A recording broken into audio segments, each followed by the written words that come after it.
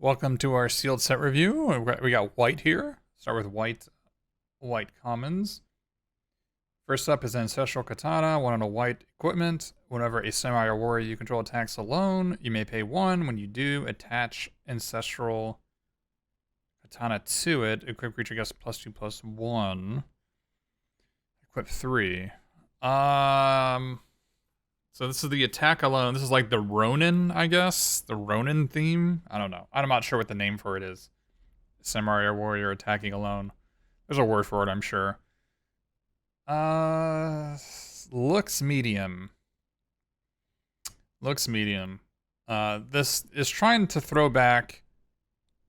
It's trying to throw back to Pirate's Cutlass, I assume. Which Pirate's Cutlass was a definitive common for the set. This is not Pirate's Cutlass.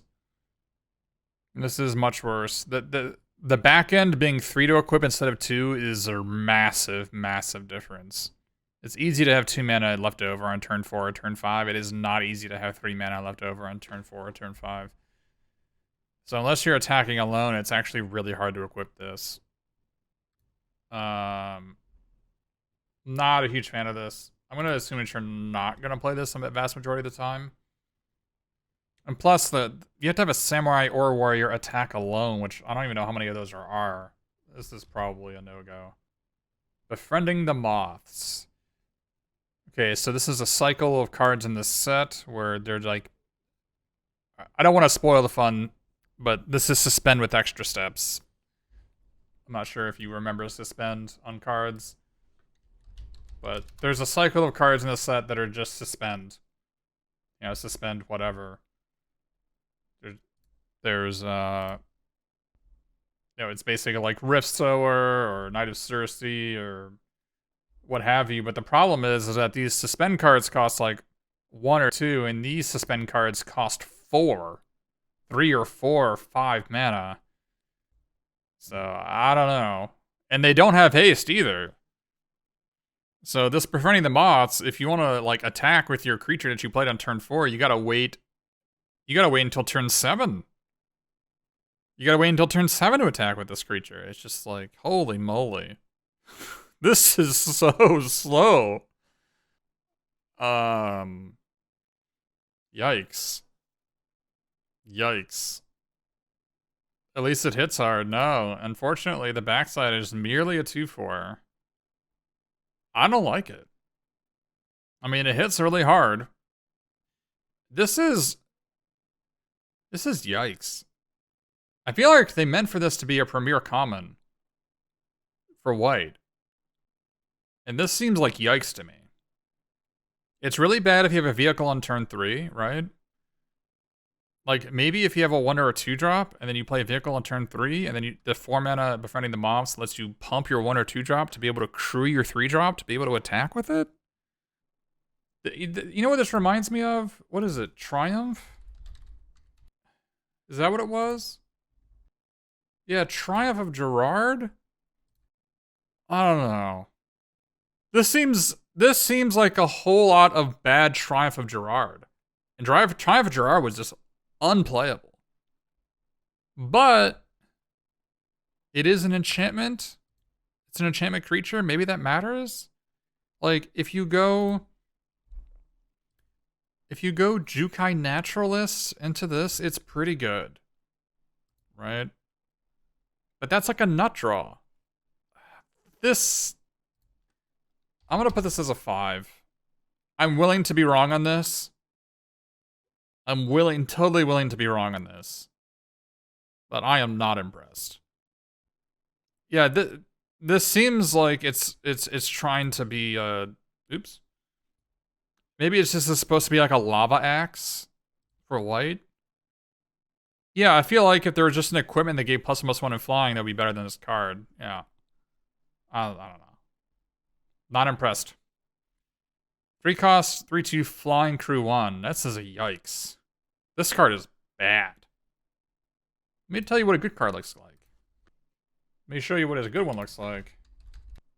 Sky Skiff. I don't know if you remember Sky Skiff. This was a good one. This is 1 to crew, costs 2 colorless mana.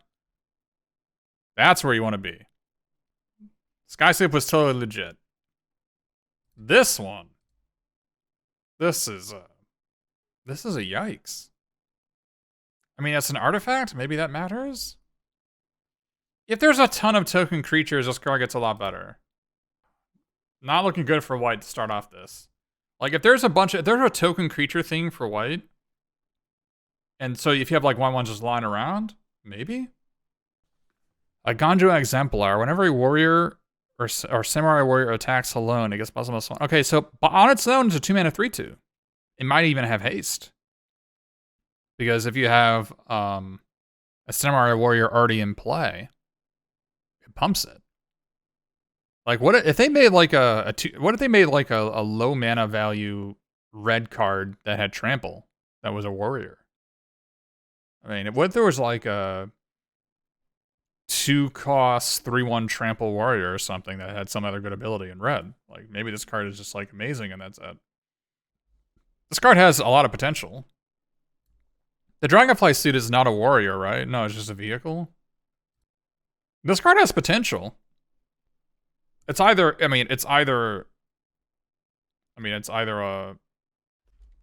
I guess even if you have no samurai or warriors, you play this on turn 2. It's good for like 9 damage maybe if they don't block it. And your opponent doesn't know that you have no other samurais or warriors, right? This card is probably okay. It's also an enchantment creature. Maybe it being an enchantment creature might put it over the top. I often play 2-mana 3/1s. And this is maybe 2-mana 3/1s are better because they block so well, and this one doesn't. They have to attack alone. Alright, maybe it's no good. Maybe it's no good. We'll see. Maybe it's no good. I feel like the enchantment might matter, though. It being an enchantment means it crosses over into the white-green, white-red, and white-black. Right? If you look at the themes, from this, white-red wants to attack alone. White-green has enchantment payoffs, right? And white-black needs you to have an artifact and an enchantment. So the fact that this thing crosses over 3 different paths, it means it's probably just playable just on its like types alone, right? It's probably a 5.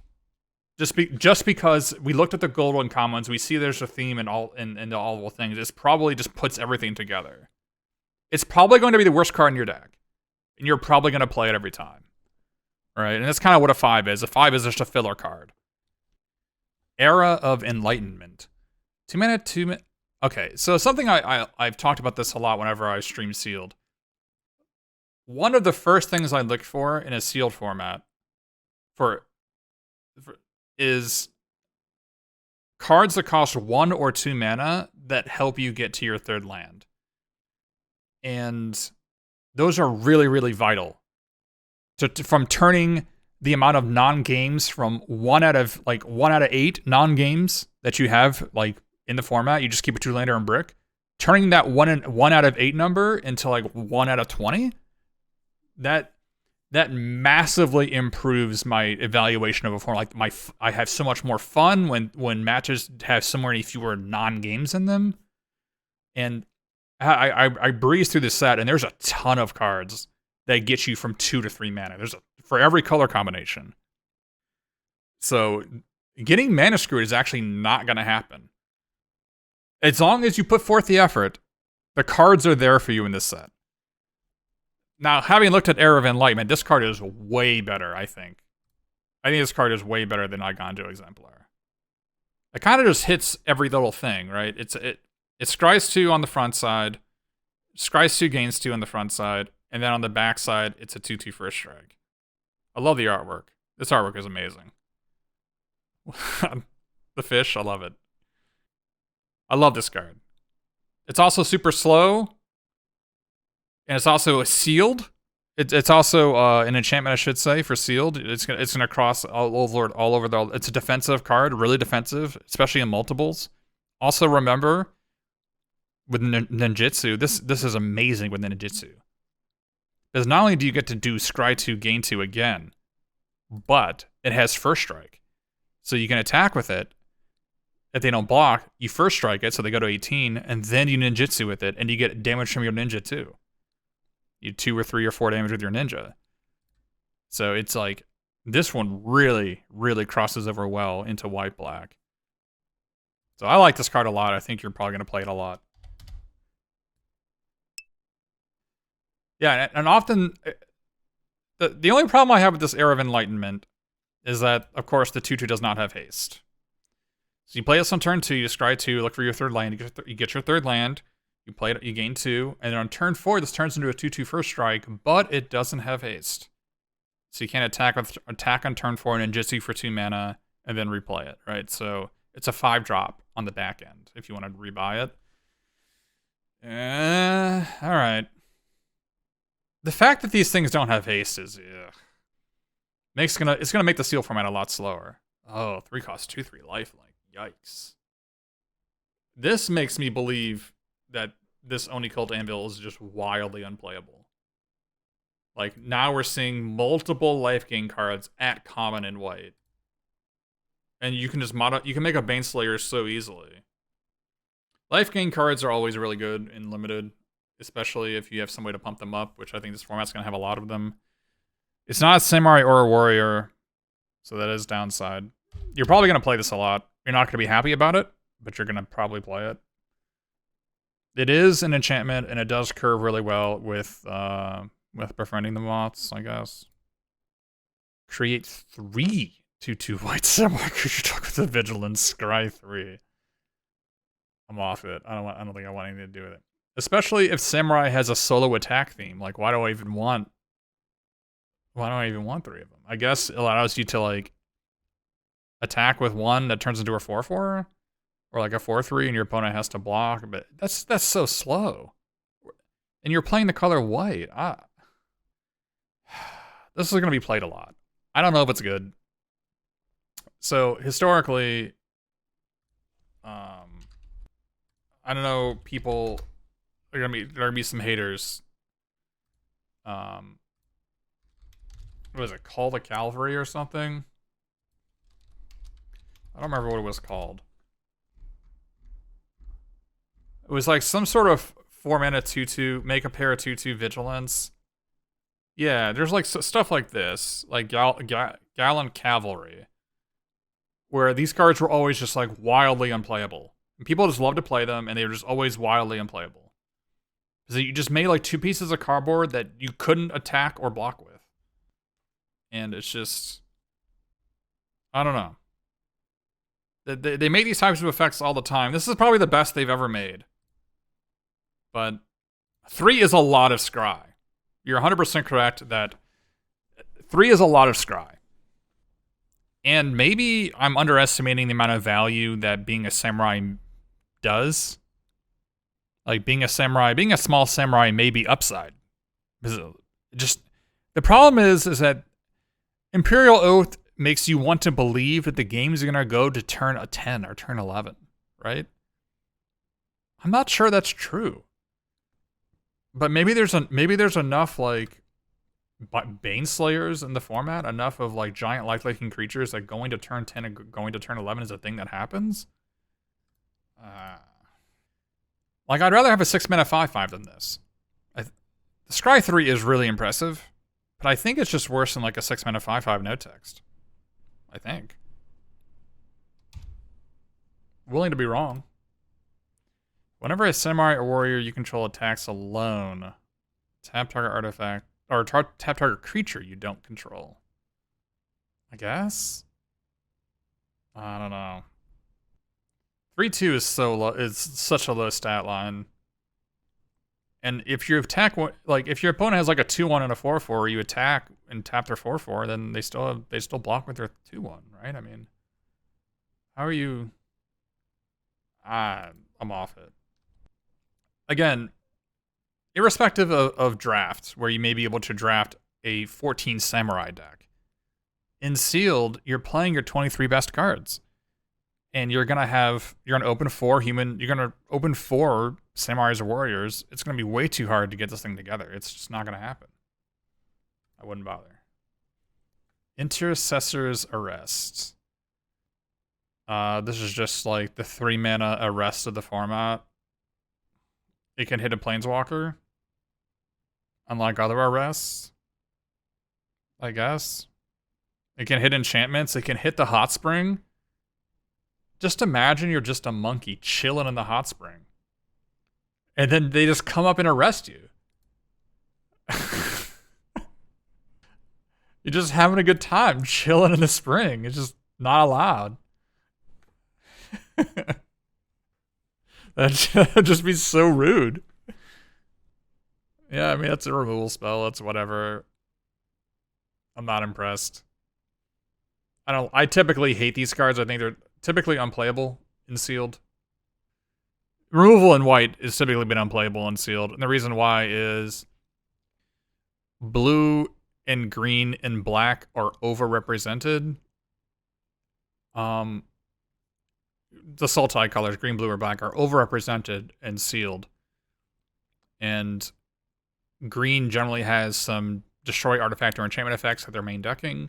Blue generally has return target creature to its owner's hand, so they can return their own creature that has enchanted with this to their hand and replay it. And black generally has sacrifice one of your creatures for some sort of bonus effect, right? So this card is typically awful. So, also, if your opponent has like an instant speed way to remove this, it's even worse for you because you arrest their 5/5, you try to swing in there, they instant speed remove this, they can just block your creature. You're setting yourself up for disaster with cards like this. That being said, we still play it. It just... I hate it. Interestingly enough, the Intercessor's Arrest is not good against the white sub-theme. It's like not good against any of the sub-themes that we saw, right? It's not good against attack alone strategies because their creature that has the text still has the text unless you attack with some other fellow. So basically, your enchantment's -1/-1. You know, it's bad against Sky Turtle, right? I mean, it's bad against this, but it still has the artifact thing on it. You know, this already got the value. I guess you can. I mean, it's okay against. But even if you arrest the monkey, it still has modified creatures you control have haste. You still get the benefit from this. Maybe, but they already got the benefit from that. It's not good against this, right? Because they still get the benefit out of it. It's not good against this. They still get the ninja and rogue, get +1/+1. Like it's not like I just showed you the uncommons, and it doesn't work against any of the uncommons. To show you just how freaking bad these types of cards are. It's a card that's only good against bad cards. And your removal wants to be good against good cards, and it's not. That's the problem with white removal. It's only good against bad cards. Alright, 2-mana 2/2. Interestingly enough, this is a pilot. It says, whenever a vehicle you control attacks, choose one. That vehicle gains first strike until the turn, or untap Kitsune Ace. Now, weirdly enough, this wasn't actually an uncommon. That was really good. This was an uncommon Gearshift Ace. This is a +1. This is a 2/2. I mean, it doesn't have first strike, but who cares because you're crewing with it. And if you have two vehicles, this gives them both first strike, whereas Gearshift Ace can only give one of them first strike.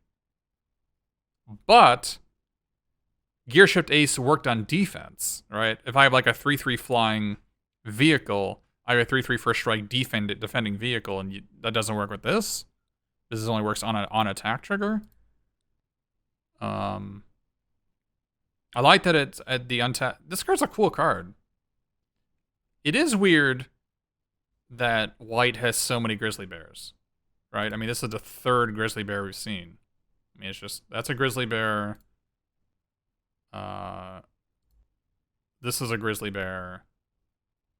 This is a grizzly bear, and we saw the green-white uncommon being a grizzly bear. I don't know. That's a dangerous amount of grizzly bears to be having in your deck. That being said, you're gonna have between 1 and 3 vehicles in your deck. This is probably not gonna matter. It's gonna be a grizzly 2/2 next deck the vast majority of the time, I think. So you're probably not gonna play it. Maybe more of a draft card. Light the Way. Put a counter on target creature or vehicle, untap it, return target permanent you control to its owner's hand. Wow, they even have a white common. As if Intercessor's Arrest wasn't bad enough. They also have just like a white common that bounces your own permanent to get out of it. Holy crap, Intercessor's Arrest is bad. Holy crap, it's bad. Alright, we're gonna make this a 6. It's so bad. Alright. That being said, I don't think I want to play either one of these effects. Now, obviously, it says return target permanent you control on Light the Way, right? So the joke with Light the Way is you can get the third aspect of a saga. Well, not these sagas. Okay, well, if there are non-creature sagas, you can get the third aspect of a saga and bounce it before it goes away.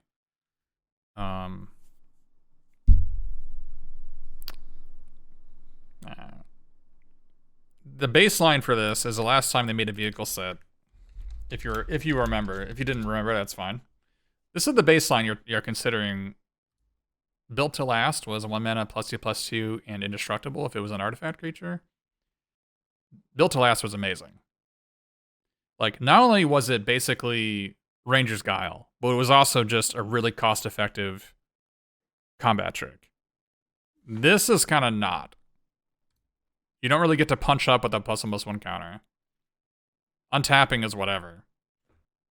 It makes your creature modified. I'm not impressed.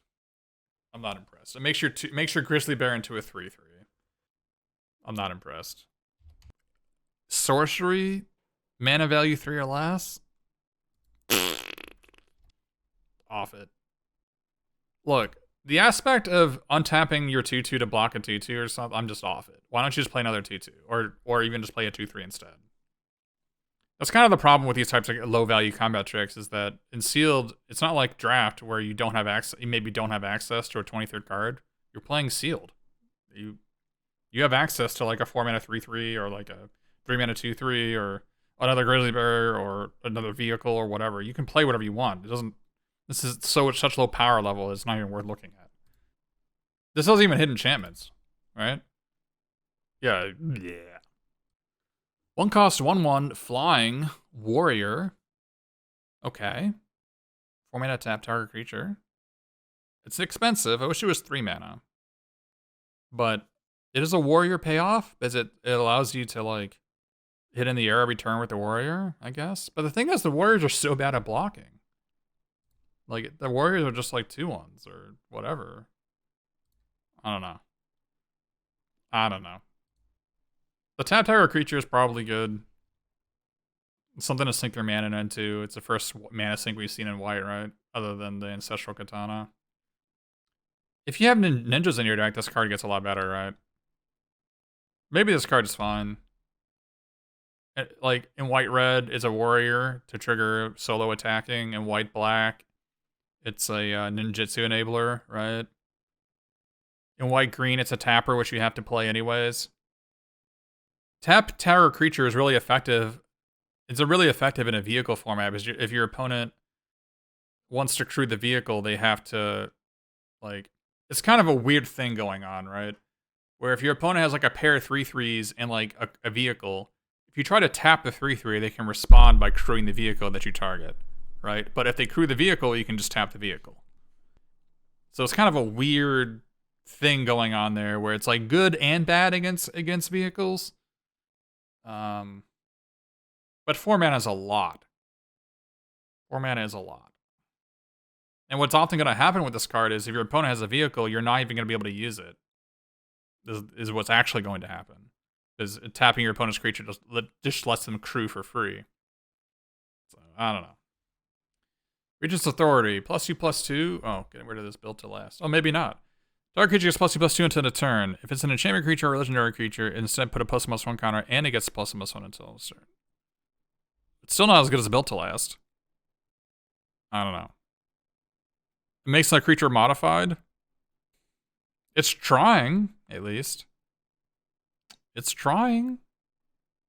It's not as good as a Built to Last, but there's room below Built to Last for playables. Wait, isn't this just worse? Wait. Why are both of these a common? Wait. What? What? Why do they have two commons that do this? I don't know. I'm off it. I'm off it.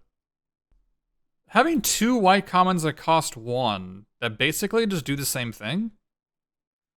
Repel the Vile. The Vile. That's pretty awesome artwork. Choose one. Exile target creature with power 4 or greater, or exile target enchantment. You're probably going to play this. Between modified and just enchantment creatures, you're probably going to hit everything. Everything of relevance, anyway. You know, does this say, what does this say? It's creature you control on this one, but other cards may not be creature you control, so maybe it's fine. Might have to do some math to figure out how many cards this actually hits in the set. I would expect that it kills a lot of stuff. It's still like a fine 20-second card, but I think like you don't have to play it if you don't have to, for sure. Whenever this enters the battlefield or dies, put a counter on target creature or vehicle. Oh, okay. Now wait a minute. Wait a minute. Wait a minute. Wait a minute. Have I seen this card before? Oh, it's not even Lee's play. It doesn't even work in the Ninjutsu. It wouldn't work in the Ninjutsu anyway, even if it was Lee's play. Because, like, the Ninjutsu is part of the cost. And so it would be in the hand, and there would be no creatures in play, and you couldn't put a counter or anything. I don't know about this. It is a samurai. It's no Gavany Silversmith, I'll tell you that. I don't know. I don't know. Probably a 5. I'm not impressed. Who knows how much of the removal in this set even kills creatures instead of exiling them. I don't know. Yeah, maybe it's just 4 mana 3/4 with, like, when it dies, put a counter on something. I'm not impressed. White looks terrible. White looks terrible. Is it because I'm underestimating Befriend the Moths? I feel like this was supposed to be a signpost common. Like, this is like the common to think about, and every card sucks so far. Spirited Companion. 2 mana 1/1 draw card. Okay, now we're cooking. Oh yeah, now we're cooking. This does everything. All right, now we're cooking. It hits every single theme, right? It hits the white green enchantment theme. It hits the vehicle thing because it's like something to crew a vehicle, right? It's a power. It hits this thing, but it's such an enchantment. I mean, I guess it doesn't hit the white-red thing, but who cares? It hits ninjutsu really well, because drawing a card as a benefit is really good, right? Because if you ninjutsu this, it's like game over, right? I think you're probably always... I typically don't play Elvish Visionaries, but this one is probably good enough. This thing is never not getting blocked? Maybe you don't have a choice in the matter. Maybe they put an Ancestral Katana on their spiritual companion. I guess it's not a warrior or a samurai. I'm willing to give it a try. Maybe it's a 6. But maybe it's a 6. I think it's probably closer to a 6. You're probably going to play it most of the time. Oh, plane cycling. 5 mana 4/4 plane cycling. You're just always going to play this. Wait, Anakin's still life? Yeah. Sure. I love... Yeah, this card seems great. I mean, the front side's not great. But I'll take a plane cycler. Yeah, I think you're just always going to play this card. Yeah. Yeah. All right. Cool. We found a card. We found a card we like. This is just a reprint. I hate these types of cards. Why can't they come up with a... There's so many... There's so much unexplored space for white removal spells, and they keep on hitting the same notes. It's like, these cards have always sucked. Can you just stop? He just stopped these cards. Yeah, this is a reprint of Gideon's Reproach. And just like Gideon's Reproach, it's a whatever card.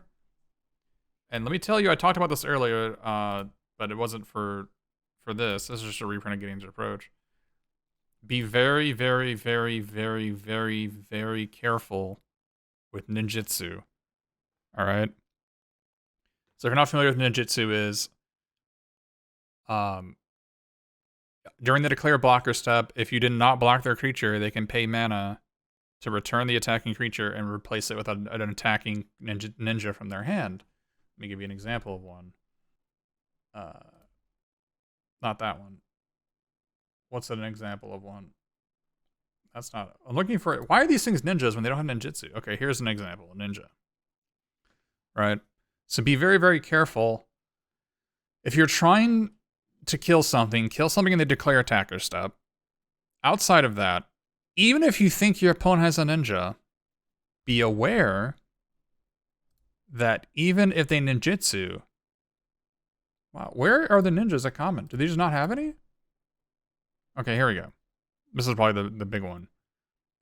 Even if you want to kill the Gideon's Reproach a ninja, first of all, it could be the 5/5 that you can't Gideon's Reproach. That's a yikes. All right, that's one strike against it. And the second strike against it is they could just have 2 ninjas in their hand. Right? If they have 4 mana on turn 3 when they attack you, they ninjutsu this. You try to Gideon's Reproach it, they could just have another one, and then your creature, and then it gets countered, right? Then your Gideon's Reproach gets countered because it has no targets, or whatever the new one is called. So, it really sucks that they've chosen to go with this Wanderer's Intervention, because so many people are going to get gotten by this, and it's going to feel so bad when it happens to you. And there's just... Especially when they made a 5/5 ninja. This is dangerous. This is not gonna... You're not going to kill ninjas with this. Don't try. That being said, I like it more than this. That's for sure. I wish they would just start printing removal spells that are good, as opposed to white just gets to have bad cards and that's the theme. So far, white looks terrible. Unless I'm way off base on this befriending the moths, which I don't think I am. Like in my mind, I almost feel like they could have made this counters instead of until +1/+1 a turn. Like I almost feel like they could have made them counters. It's like I'm not even sure that's better than Gavany Silversmith, which they printed in the past. Right? Like, this is what we're comparing to, and if it was just +1/+1 counters instead of +1/+1 on a turn, I'm not even sure it's better than Gavany Silversmith. So, I don't know where you're supposed to go with white, but it looks bad. Maybe they'll look better in uncommons. We'll see. All right, well, we got done with white commons. Having said that, I'll Seven-Tail Mentor. I'll bump up to a 6. Just because the other white cards are so bad. But it's looking like white is... This is the worst white I think I've ever seen. So, moving on with that glowing review. Destroy up to 1 target artifact, enchantment, or tapped creature. Then, if you control an artifact and an enchantment, create a 2/2. What? 2/2 Vigilance? What? A good card? A good card in white? A good removal spell in white? I take it all back. They've learned their lesson. They know how to make good white cards. There we go. This card's great. And unlike every other Assassinate effect, it costs 2 instead of 3. This card's great. You need an artifact or an enchantment, but you're not playing this on turn 2. You're not playing this on turn 2 or turn 3. You're playing this on turn 4 or turn 5, right? You can go like... You can go... doggy into like a vehicle into play this and then crew the vehicle, right? That's not hard. I don't think it's hard at all. Yeah, no, you have to have both an artifact and an enchantment. I don't think that's that hard. No, I don't think that's that hard at all. This seems great. Hitakami, you do want to have that many planes in your deck because you're playing this card, which is also an enchantment. This card's good. Yeah, it hits uncrewed vehicles, which is a huge thing. You're totally right. That's really good. You're right. Don't say this card is bad, because this card is not bad. Gain 2 life is, wow. I love it. Blade Blizzard Kitsune. Ninjutsu Double Strike. Okay. So it actually came up. So if you're not familiar with ninjutsu, it's weird that they would put this on a card. But if you have like multiple ninjas, you can first strike, and then ninja, like you can first strike for 2, and then you can like ninjutsu another ninja in. Like assuming that it's unblocked, right? You can hit for 2 within 5. So, and the front side is 3 cost 2/2 double strike. This card is quite good. The ninjutsu is so expensive, but this card is actually quite good. Just like the front side of 2/2 double strike. Yeah, this is like a rare. It's also easy to cast. Yeah, this card's good. It's not a warrior or samurai, but I don't think that's. I mean, if it was a warrior or samurai, it'd be like an 8 or a 9, right? Because you can just pile on solo attack stuff to it. But oh boy, all right. Enchant artifact or creature. As long as enchanted permanent is a creature, it gets +1/+1 for each creature and or vehicle you control. 3 mana, discard Born to Drive. Create 2 1/1 colorless pilot creature tokens with this creature. Note that the colorless pilot creatures are not artifacts, they're just colorless, which is weird. But create 2 1/1 colorless pilot creature tokens with this creature crews vehicles as though its power were 2 greater. So it can crew, each one of the pilots can crew a crew 3. They don't crew as if they had 2 power, they crew as if they had 2 more power. So 1 + 2 is 3. So it's like a split card. Aura / 3 mana, make a pair of 1/1s. Instant speed. Better than that, as they can crew. This card's pretty good. I see myself losing this. But if you just have 2 creatures, the enchantment is just +2/+2, right? So I feel like you're playing this mostly for the channel. Like I feel like if you're playing this card, you're likely channeling it. So it is weird. I know they had to make it that way, but it is weird when like I feel like the channel is the primary mode for this card. This card is probably playable. This card gets a lot like. This card incentivizes you to be playing like 4 or more vehicles in your deck, which I don't know if that's a good idea, but it does incentivize you to do that. Yeah, channel is instant speed and mostly uncounterable. I mean, as far as it's not a spell, your opponent can't counter it. It is an ability, which I think there is a stifle in the set, so they can counter it with that. This card's probably fine. I could see either mode being good. Especially considering there's so many lifelinking creatures, right? So much lifelink going on. It's also an enchantment. Yeah, I like it. Maybe it's a 5.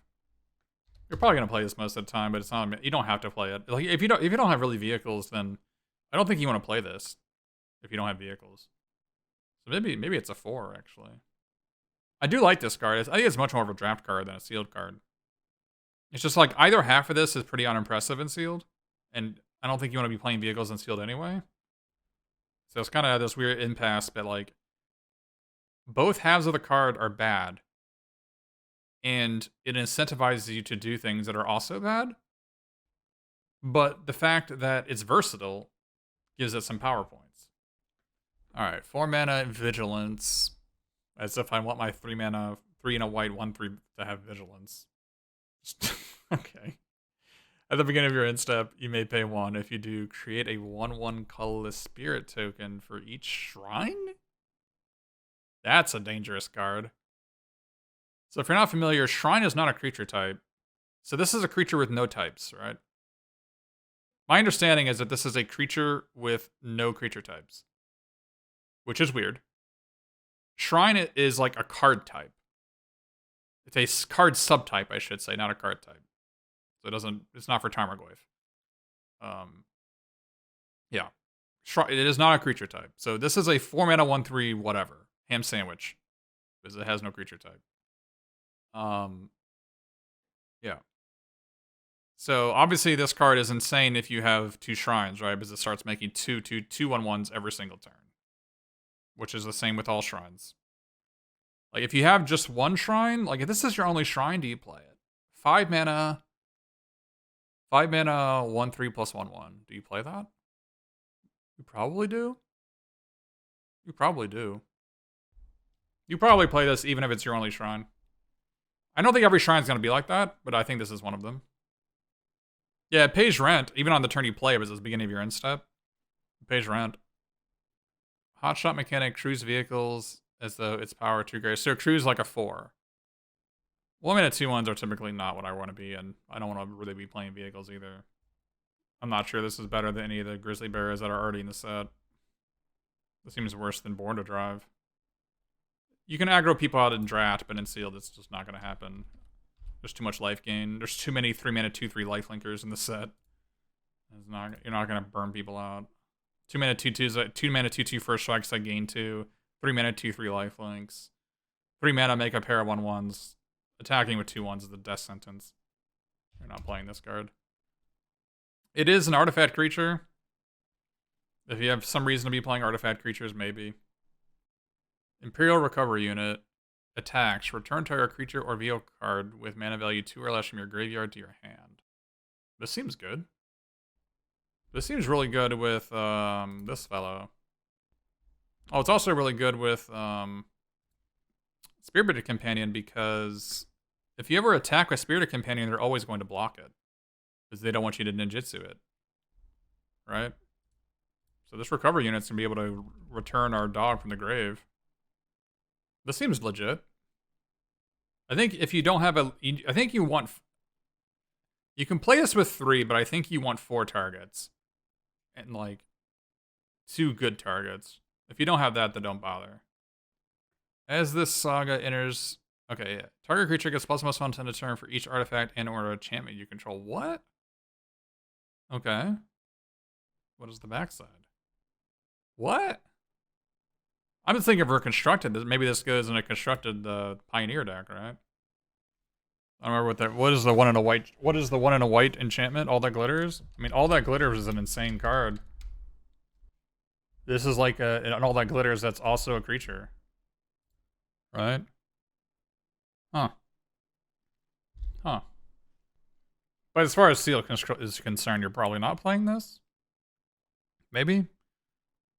You play this, it counts itself, right? So, you play this, and it gives +3/+3 twice, and then you get a 3/3 out of it.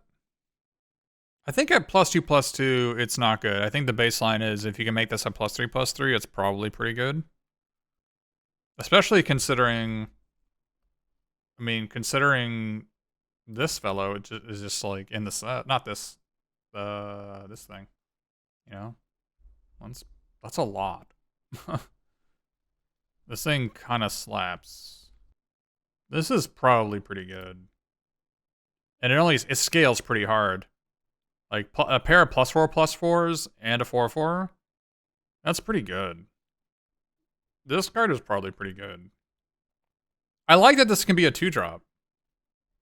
I like that it's like a, you know, maybe a 2/2 or 3/3 suspend 2 if you play it on turn 2, like worst case scenario. Even if you have nothing. This card seems really good, actually. Yeah. Noriyaka Yamazaki the Poet. Vigilance. Whenever a samurai warrior you control attacks alone, you may cast target enchantment card from your graveyard this turn. I didn't see any flash enchantments, so it doesn't have like anything broken there. But it seems like a reasonable card for an uncommon. It kind of hits the same note as the... I've kind of noticed that. It kind of hits the same note as this, which I don't know. I don't get it. Considering like one of the enchantments you're going to want to get back is the Spirited Companion. It kind of just hits the same note. But yeah, but there's a lot of enchantments with channel. The problem is I don't think there's a flash enchantment, so it's not going to help you do anything there, but it's like a post-combat thing, I guess. Yeah, you can send something else. You're right. You can send something else out there for sure. Card seems reasonable. You just, as long as you have targets. If you don't have targets, you don't even play this card. So maybe I'll just put this as a 5. It's actually more like just a... It's like a 1/7, you know? It's one of those things that if you don't have targets, then you don't play it. But I put it as 7 first, but I think you're going to have targets most of the time. I think if you have at least 4 targets, you should be playing it. Selfless Samurai. Whenever a creature you control gets lifelink. Holy crap, another Grizzly Bear. And holy crap, another lifelink. It's any creature can get indestructible at the end of turn. Any creature you control. This card seems quite good. 2/2 lifelink, Selfless Savior. You know? Yeah, this card seems quite good. And it kind of has haste, too. Because you can play it if you attack with a different Samurai or Warrior. This card seems... This card is actually somewhere... A lot of the power level of this card is hidden. Because... your opponent's not going to play removal spells because this is in play. So, you're not going to see a lot of what this card does. So, it's going to look a little worse than it actually is, but it is going to be quite good. It having a real body is also good. Just like being a 2/2 lifelink on its own is pretty awesome. Yeah. Way better than it looks. You think it's an 8? It doesn't draw a card and does just get draw a removal spell, but it might be an 8. It's close. Because it is a payoff. It might be an 8. You might be right. This spell costs 1 less for each enchantment you control. It aspires to be a 5-mana 4/4 flyer, which is good. But I think it's likely going to cost 6 or 7. It's likely going to cost 6 or 7. That being said, Sealed's a lot slower, and there's a ton of light gain in this format. It's going to probably cost 5 on turn 6. I think you're probably right, Adam. That's a good one. That being said, I think you're going to play almost all the ones you chew open. So, this goes a pretty long way to helping this fellow out. And there's so much lifelink.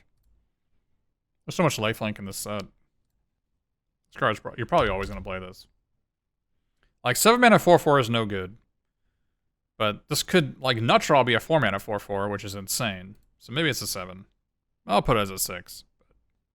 Exile target creature an opponent controls with mana value... Oh, it's a reverse smother. Generally, you think toughness 4 or greater or power 4 or greater. This is mana value 4 or greater. And then each player gains control of all permanents they own, whatever. And then exile this saga and return it to the battlefield, transform it under your control. When it dies, draw a card. 1/3. 1/3 defender. So it has defenders, so you can't ninjutsu it. It seems hard to get a lot out of this, but that being said, I think you're always going to play this card. It's technically always mana efficient because it can only hit things of mana value 4 or greater, and it costs 3. Might even cost less depending on if you have like some cost reduction going on. But it's like a Terminate plus. I mean, if I think about it, this is only going to hit like 7 creatures in your opponent's deck at most, maybe 6. Maybe this card is way worse than I thought. It hits all the good ones. But and you can't hit vehicles with this, right? Because, yeah, you can't hit vehicles. It's creatures only. Maybe second main phase if they crew a vehicle to attack, to block. I don't know why they would do that. So, generally, you're not going to have more than 6 creatures in your deck with mana value 4 or greater. That's just how it works. You generally play like between 11 and 14 creatures, and you generally play between 7 and, or around 7 or 8 cards, mana value 2 or 3 creatures. 1, 2, or 3 creatures, and then you have maybe 6 cards that cost 4 or more that are creatures. This doesn't hit much, but your opponent's gonna have a target for this every game. Like, you may not be able to play this on the turn you want it, but you just have to hit the first thing they play most of the time, probably. But it's probably good enough. Yeah, maybe Saga Creatures. I don't think Saga Creatures are going to make this a better card. I think you're always going to play it. And you can easily board it out if you're playing it's like the white 2-mana 2/2 deck. But even against the white 2-mana 2/2 deck, I mean, you can just play it on turn 3 and it turns into a 1/3 draw card, right? I don't think this card can ever be dead. Like, if you think it's going to be dead, you can just play it and get a 1/3 draw card out of it.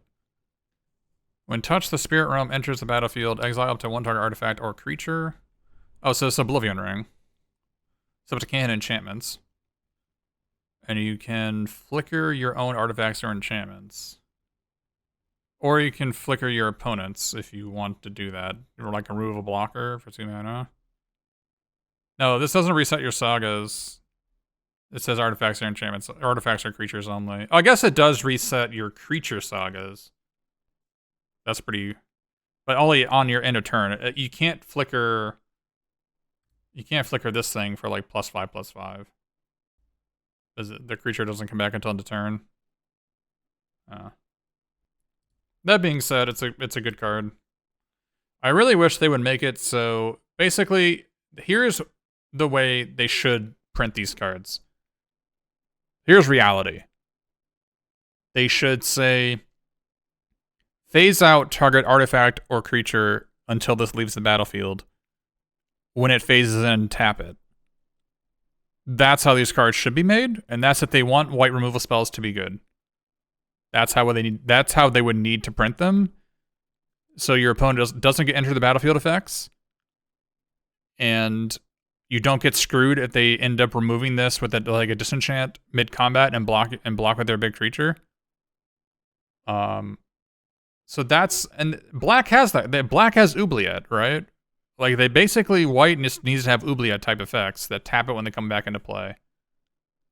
Yeah, and token safe. Phasing's not blah. Phasing is very easy to understand. Treat it as if it's not there. That's very easy to understand text. That's how they should make these cards. They're not going to. I don't know why. They don't want white to be good. That's why. Alright, 4 mana... When we were young. Up to 2 target creatures each get +2/+2 into the turn. If you control an artifact and an enchantment, those creatures gain lifelink. This was a black card before. The black card was good, but... Dauntless Onslaught. Is that the black one? No, this is worse than Dauntless Onslaught by a lot. I'm thinking of the... 3 and a black... Instant +1/+1 and lifelink to 2 creatures. I forget what it was called. This could have cost 3. Yeah. If it had uncommon, this card could have cost 3. But as it is, I don't think I want to play it. It's too expensive for what it does. Yeah. Yeah, you're right. There's also just this like attack alone mechanic, and there's like 2 creatures here. Yeah, I'm off it. Let's go on to rares. Rares and mythics for white. Brilliant Restoration. Return all artifact and enchantment cards from your graveyard to the battlefield. You're probably not going to play this. It's quad white. It costs 7 mana. 3 white. I mean, you're going to return 2 things. Because a lot of your enchantment sagas are actual creatures, right? Between 2 and 4 things. This is probably like a 1 or a 7, depending on what your deck does and what's going on. There is some self-mill in the set. There's an artifact self-mill in the set. So, basically, if you have the Raito, if you have this fellow, you can consider it.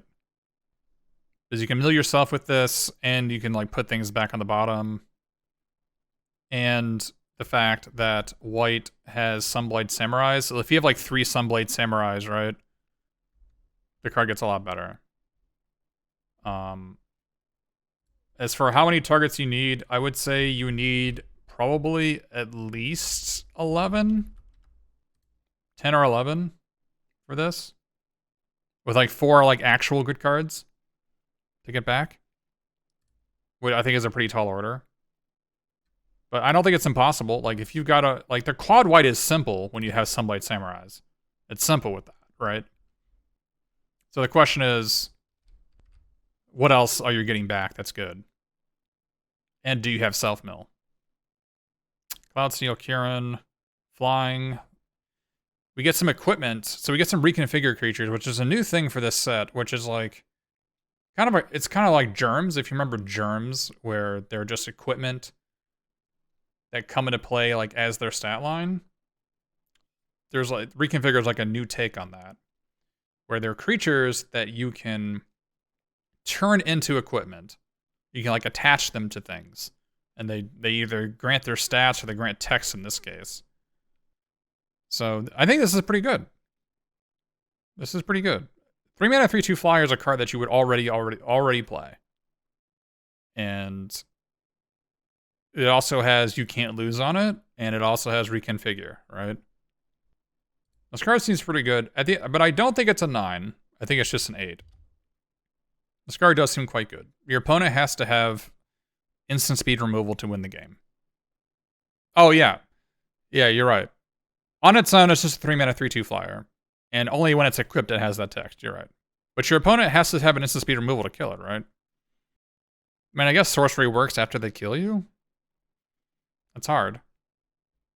Card's really good though. It's also an artifact creature. This card's really good. Choose one or more. Exile all artifacts, creatures, enchantments, graveyards. Wow. I like the artwork. Sad about the artist, but this card's like okay. I like that if you could if you're not playing enchantments or artifacts, this might be like a one-sided wrath. Like it might be a Doom Blast. This is a build around for sure, yeah. Yeah, this might be a Doom Blast. I generally hate Wraths. I generally don't play Wrath of Gods in Limited. But the fact that this is closer to Doom Blast than Wrath of God, I think, helps a lot. I don't know if exiling all graveyards matters, but... Invoke Justice. Return target permanent card from your graveyard to the battlefield, then distribute 4+/+1 counters among any number of target creatures. Okay. So... I think we're just learning that this card is a cornerstone of white. White has to have this card in their deck. We learned that. That being said, the quad white card, you need at least 10 white in your deck. Ideally, you want, as long as you have some of these Sunblade Samurais, you're good. There's other mana fixing in that set, so it's not going to be a big deal. Ideally, you want like 10 white with some backdoor white sources to play these cards. But yeah, this card seems great. This is like a Virtuous Gear Hulk, basically. I don't know, it is weird that white just gets to have Virtuous Gear Hulk now. It's just a white card now. But yeah, that's what it is. Yeah, Sunblade Samurai looks amazing, is what it looks like. It's like the cornerstone of many strategies. Kyodai, Soul of Kamigawa, 4 mana 3/3 flash flying. Phantom monster up with upside. When it enters the battlefield, another target permanent gains indestructible for as long as you control this. Wow, it's like a Restoration Angel. And random 5-color ability for commander. This card seems really good. And it says target permanent you control gains indestructible. Wow. Yeah, this card seems really good. It's like restoration level. It's restoration level. It's not as good as Restoration Angel, which was a 9 out of 10. If you're not familiar with Restoration Angel, this was a constructed all-star. It's not as good as this, but it is close. It's a solid step below it, but it is close. So maybe it's an 8. Yeah, it doesn't pay rent unless you have 5 colored mana, which is probably not going to happen. It doesn't pay rent as an 8/8 flyer. I mean, it pays rent and then it gives indestructible, but whatever. Maybe it pays enough rent as giving indestructible. Maybe. Light Pause, Emperor's Voice, 2 mana 2/2. Whenever an aura enters the battlefield under your control, if you cast it, you may search it away for an aura card with mana value less than or equal to that aura with a different name than each aura you control and put that card onto the battlefield attached to Light Pause, Emperor's Voice, then show. Okay, so a lot of text, but what it means is if I play Born to Drive on Light Pause, I can search my deck for an aura that costs 3 or less and put it on light pause, right? That's it. That's all it says. As long as I don't have another copy of that aura in play already. Which seems like whatever. This seems like whatever. I mean, you'd have to... Oh, if you arrest your opponent's card, you're right. It doesn't have to target this. You're right. So if I... But I do... The arrest does have to target this. You can't get arrest with this, but if you cast arrest, you can get it. If you intercessors arrest your opponent's creature, you can search for an aura and put it on in play onto your fellow. But that's all it does. It's basically the synergy. This seems like a whatever card. You'd have to have at least 3 auras to be to really like it. It seems worse than every other 2/2 that you have available to you. Exile to our card from a graveyard if it was a permanent card. Oh, it's a 2-mana 1/1 equipment cat. Exile to our card from a graveyard if it was a permanent card. Put a counter on Lion's Sash. From your graveyard or theirs. A quick creature gets +1/+1 for each +1/+1 counter on Lion's Sash. This card is amazing. Holy crap. This is close to a 10. This is close to a 10. Yeah, Scavenging Ooze with the Quip. It is close. It is not quite. It is very close to a 10. Yeah. Yeah, it's a 9. I think it's most often going to be like 5 mana +1/+1. It's like a 5 mana 4/4 or a 5 mana like +1/+1 equipment that gets even better next turn. That's like the 2 likely scenarios for this card. Weirdly enough, the fact that Evolving Wilds does not exist makes this card a lot worse. If Evolving Wilds was in the format, oh boy. But it is not in the format. They got rid of it. Card's good. March of Otherworldly Light. As an additional cost to cast this spell, you may exile any number of white cards from your hand. The spell costs... Okay, you're never going to do that. The spell costs 2 less for each card exiled. Exile to artifact, creature, or enchantment. So it's just a death. What is it? It's just a black instant. Death something. I mean, I guess it's... I forget what it was. X and a black, destroy a target creature with... Was it Death Blow? It was just X and a black, destroy target creature with mana value X. And that card was kind of not good. But... Oh, Disembowel? That's what it is? Yeah.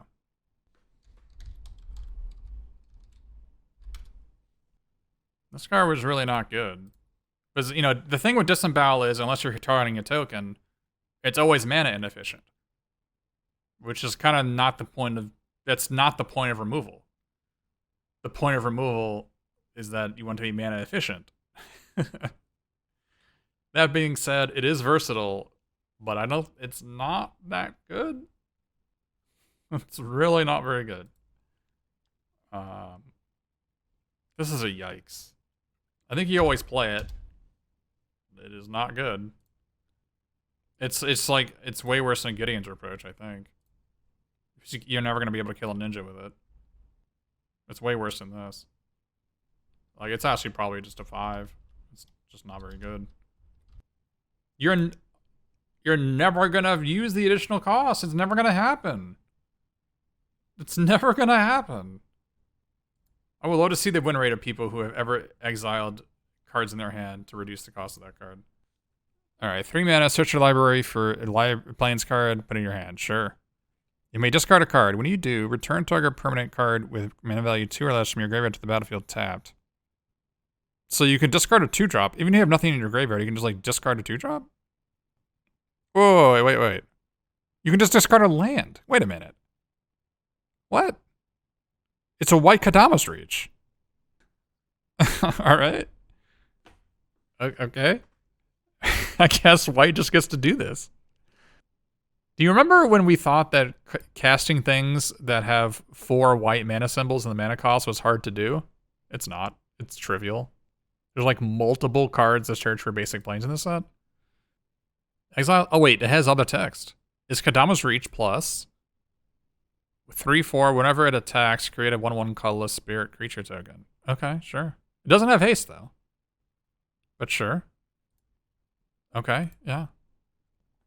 Another Brimaz. You're right. Rastair, you're right. Another Brimaz. One of the things I've noticed so far in this set is that they love Brimaz and they love grizzly bears, and that's all they know how to do for white. So, alright. The Sky Dawn, Flying Vigilance. When it dies, choose one. Look at the top 7 cards. 5 mana, 5/4 Flying Vigilance. Sure. Look at the top 7 cards of your library. You put any number of non-land. Oop, we get rid of this disembowel. Ugly picture. Look at the top 7 cards of your library. Put any number of non-land permanent cards with total mana value. Oh, total mana value 4 or less from among them onto the battlefield. Put the rest on the bottom of your library in a random order. Okay. And put 2 counters on each permanent you control that's a creature or vehicle. Wow. Okay. So something to keep in mind. It may not come up. It may not come up. I don't think it works with Inquisitor Captain, right? Because it doesn't Inquisitor Captain have to be cast? I don't remember. This is backdoory. I know it's backdoory. But this is in this set. An 8/8 trample hexproof, because why wouldn't they have hexproof in the set?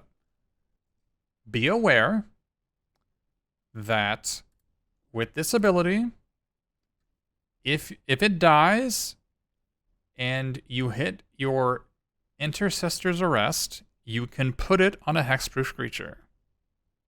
Because it is a permanent, choosing a permanent to enchant, it is not targeting.